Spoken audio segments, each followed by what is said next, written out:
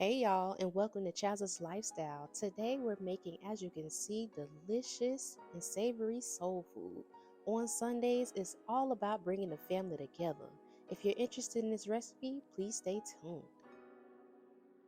I'm going to start by making my mac and cheese. I am adding some chicken bouillon to water to create a chicken broth.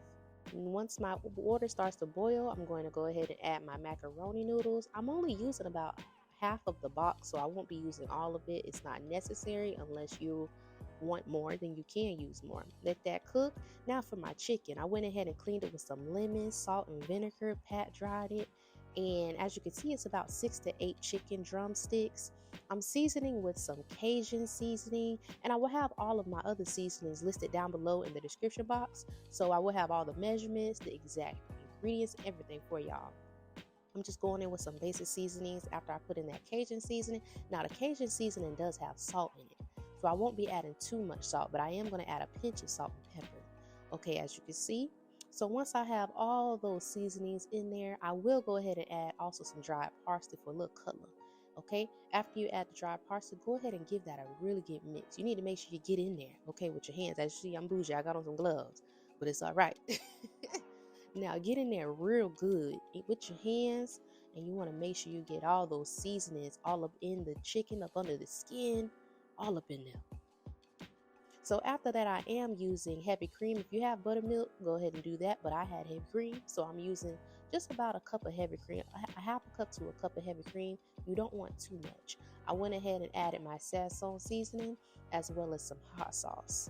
Now the hot sauce is going to give it a little bit more spice, but it's also going to add some flavor. Once I have all those ingredients in there, we're going to give that another good mix. And you really want to make sure you incorporate all these ingredients in that chicken very, very well. I will be marinating my chicken for about 30 minutes while we're making the other sides. And that is the key to having some really good, crispy, flavorful fried chicken. You want to marinate it for at least 20 to 30 minutes. Now I'm going to go ahead and work on the sauce for my macaroni and cheese. I'm adding in a couple tablespoons of butter. This is Irish cream butter. I do recommend it. It is salted, so you don't have to add too much salt to your macaroni and cheese. Now I'm going to go ahead and help that melt. My heat is on like a medium heat, nothing too high, because I'm going to start by making a slight roux to help thicken up that macaroni and cheese and keep it creamy. So I'm adding in 1 tablespoon of all-purpose flour first. I will be adding in a little at a time to help create that perfect cream sauce. And the key to macaroni and cheese when making this sauce is to use a whisk. So I'm adding in that other tablespoon of all-purpose flour.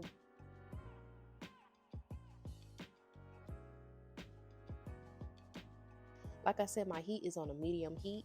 You want to make sure you really control that temperature because you don't want your sauce to brown. Now, my key to my macaroni. This is a personal preference. I love to add Campbell's can of cream and cheese. This is so delicious. It makes your macaroni super creamy and extra flavorful. I'm going to whisk that until it really melts and loosen up.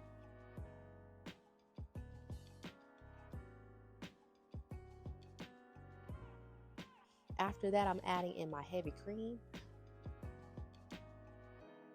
Give that a very good mix and just bring that to a slight simmer.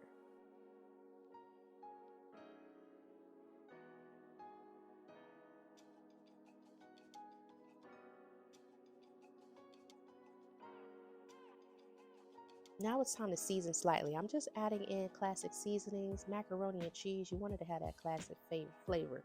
So I have some smoked paprika, a pinch of salt, a pinch people, and some fresh coarse black pepper. Once I have those seasonings in, I will give that a very good whisk until all of those seasonings is incorporated into that cream sauce. At this point, my oven is preheated on 350 degrees, so once we're all set and ready, we can go ahead and pop it in the oven. Now for the cream sauce, I went ahead and shredded a couple cheeses. I'm only using about 3 different cheeses. I'm adding in 2 different cheeses that I will have listed below, and then the last one, which is a mild cheddar cheese, I'm going to go ahead and put that in at the end. So I'm going to whisk that until it's creamy and delicious. My heat is off right now. You don't need your heat on. The sauce is hot enough to melt that cheese. Like I said, the key is to really use a whisk to have that cream smooth sauce.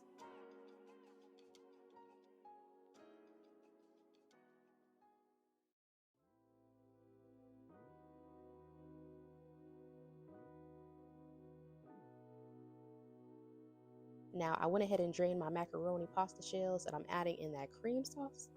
I am saving a little bit of the cream sauce just to um, add it, in increments. So go ahead and give that a very, very good mix, and I'm going to add the rest of that cream sauce in there. And now it's time to add it to our bacon dish.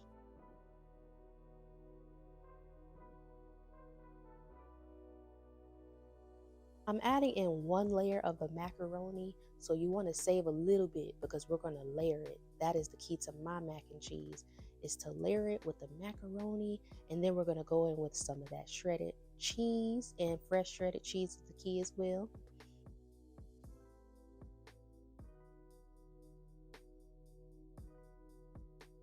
Now add that second layer. Look at that, goodness gracious. I know y'all are looking at y'all phone right now because I know I am. Go ahead and flatten that out very well and add the remaining of that cheese. We're going to pop it in the oven on 350 for about 25 to 30 minutes or until it's brown at the top to your liking.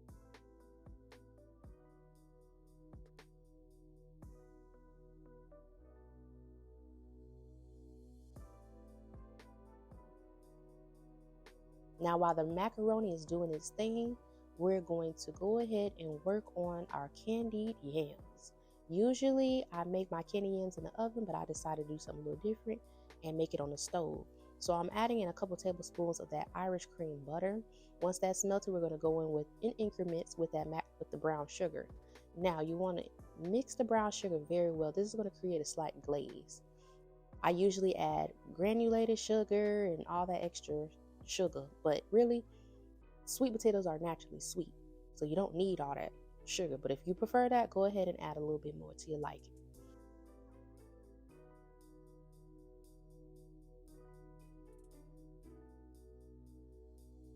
Give that a very good mix. My heat is on a medium low heat, so I'm adding in some real vanilla extract, of course cinnamon, and we can add a pinch of nutmeg. I love nutmeg, so I'm adding a little more to give it a little razzle dazzle. Okay, give that a very good mix until everything is fully incorporated.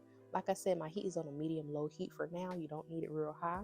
For my sweet potatoes, I went ahead and peeled them and cut them and drained them, and I like them this size. This is my size. It doesn't take too long to cook, and they become out so tender and sweet.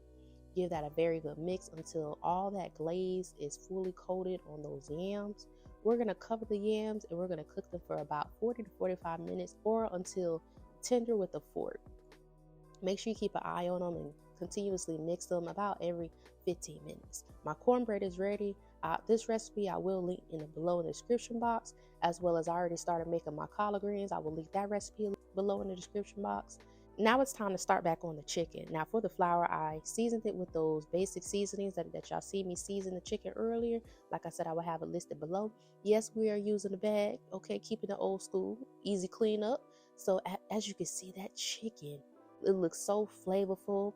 It's marinated, the seasonings and that heavy cream really stuck on the chicken, and that's what you want for good fried chicken. I'm gonna start with about 3 pieces and go ahead and shake that bag up. Shake it, shake it, shake it, shake it real good, okay? Now, when you're shaking the all-purpose flour off of the chicken, you want to give it a real good shake. You just want a thin layer of that flour. If you like your chicken extra crispy, go ahead and double dip it, okay? But this is how I like my chicken.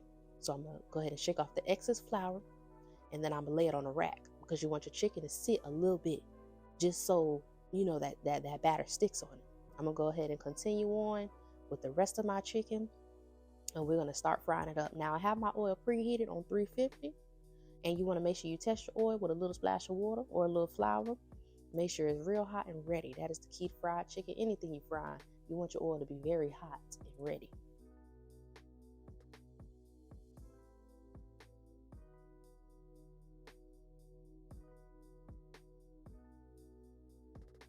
Now, I already tested my oil like I was telling y'all, and I'm about to go ahead and fry these bad boys up.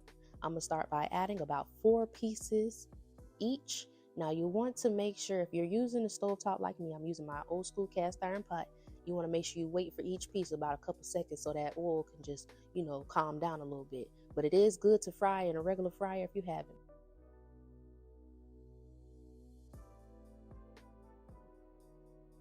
Cornbread is ready. Look at that, fluffy and delicious.